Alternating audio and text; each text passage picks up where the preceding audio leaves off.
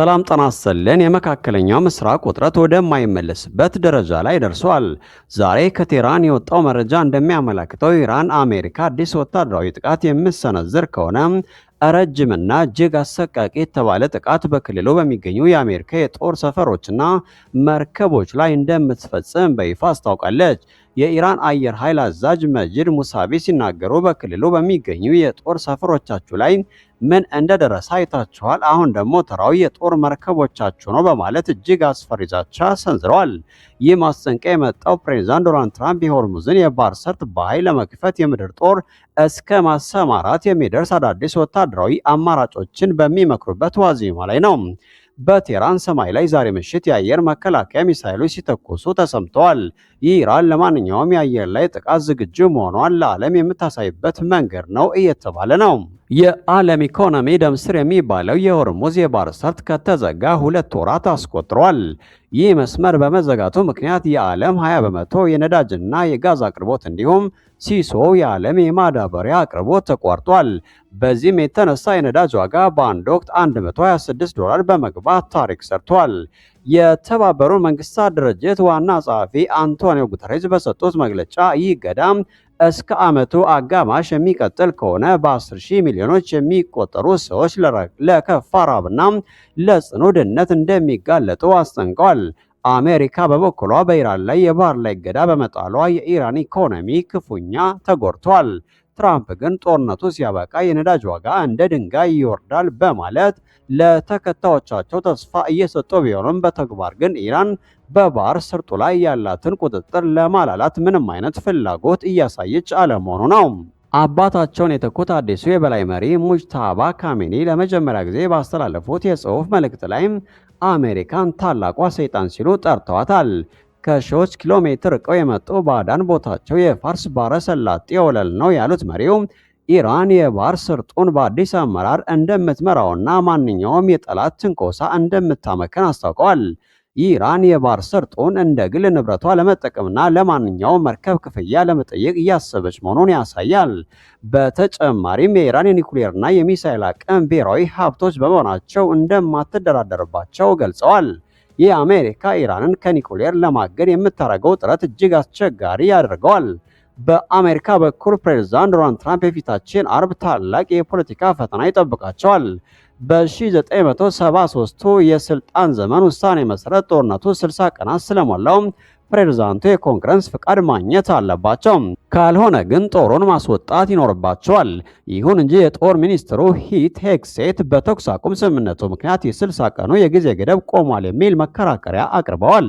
ዲሞክራቶች ግን ይህንን ውሳኔ በመቃወም ትራምፕን ወደ ፍርድ ቤት ለመውሰድ እያሰቡ ነው። የሪፐብሊካን ፓርቲ አባላትም በመጪው ምርጫ የህዝብ ተቃውሞ እንዳይገጥማቸው በመስጋት ጦርነቱን ለመደገፍ እያመነቱ ነው። እስካሁን ባለው መረጃ ጦርነቱ አሜሪካ $25 ቢሊዮን አስወጥቷታል። ይህም ለብዙ አሜሪካን የማይዋጡ ሆኗል። አሜሪካ የባህር ነጻነት ግንባታ በሚል የሀገራት ጥምረት በመፍጠር የባህር ሰርጦ ለመክፈት ጥረት እያደረገች ቢሆንም አጋሮቿ ግን ወደ ጦርነቱ ለመግባት ፈቃደኛ አይደለም። ፈረንሳይና ብሪታንያ ጦርነቱ በይፋ ሳይቆም ምንም አይነት ወታደራዊ ድጋፍ እንደማይሰጡ አስታውቀዋል። ካናዳም ቢሆን የሳይበርና የሎጂስቲክ ድጋፍ ብቻ እንደምትሰጥ ገልጻለች። ይህ ሁኔታ አሜሪካን በመካከለኛው ምስራቅ ብቻዋን እንድትቀር እያደረጋት ነው። በተቃራኒው እንደ የተባበሩት አረብ ኤምሬትስ ያሉ ሀገራት ዜጎቻቸው ወደ ኢራን፣ ወደ ሊባኖስና ኢራቅ እንዳይጓዙ በማገድ አካባቢው ለከፋ ጦርነት እየተዘጋጀ መሆኑን ፍንጭ ሰጥተዋል።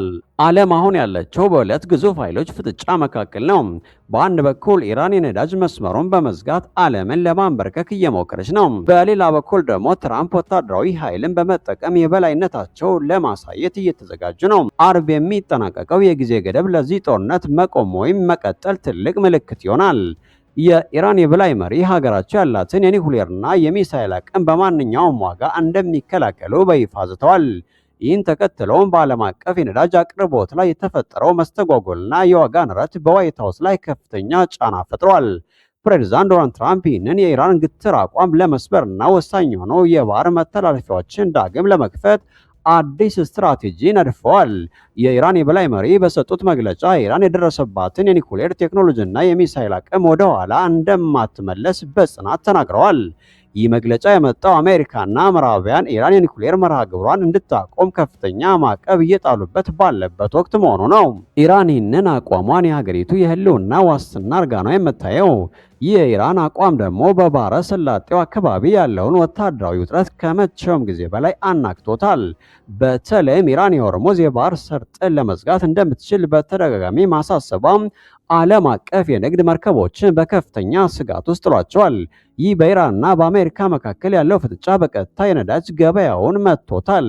የነዳጅ አቅርቦት መስተጓጎል በዓለም አቀፍ ደረጃ የዋጋ ንረት እንዲከሰት ምክንያት ሆኗል። ይህ ደግሞ በሀገር ውስጥ ፖለቲካቸው ላይ ከፍተኛ ትኩረት ለሚሰጡት ፕሬዝዳንት ዶናልድ ትራምፕ ትልቅ ፈተና ሆኖባቸዋል። በነዳጅ ዋጋ መጨመር ምክንያት የአሜሪካ ዜጎች ቅሬታ እያሰሙ ሲሆን ትራምፕ ይህንን ችግር ለመፍታት ወደ አዲስ ዲፕሎማሲያዊና የፖሊሲ አማራጮች እንዲገቡ አስገድዷቸዋል። የባህረ ሰላጤው አጋሮች ነዳጃቸውን በነጻነት ማጓጓዝ አለመቻላቸው አሜሪካ በቀጠናው ያላትን የበላይነት ጥያቄ ውስጥ እየከተተው ይገኛል። አሁን በደረሰን መረጃ መሰረት ትራምፕ ይህንን የኢራን የማነቆ ስልት ለመስበር አዲስና ጥብቅ የሆነ የፖሊሲ እቅድ አውጥተዋል።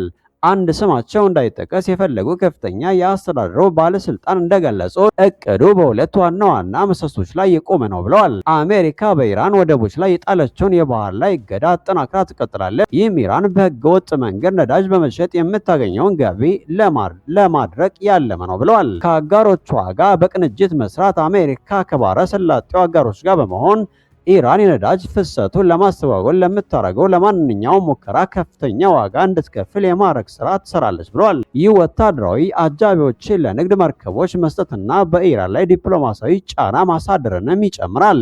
ትራምፕ በአሁኑ ሰዓት በርካታ አማራጮችን እየፈለጉ ነው። ዲፕሎማሲያዊ ግፊቶች ካልሰሩ አሜሪካ ወደ ወታደራዊ እርምጃ ልትገባ ትችላለች የሚል ስጋት በብዙዎች ዘንድ አለ።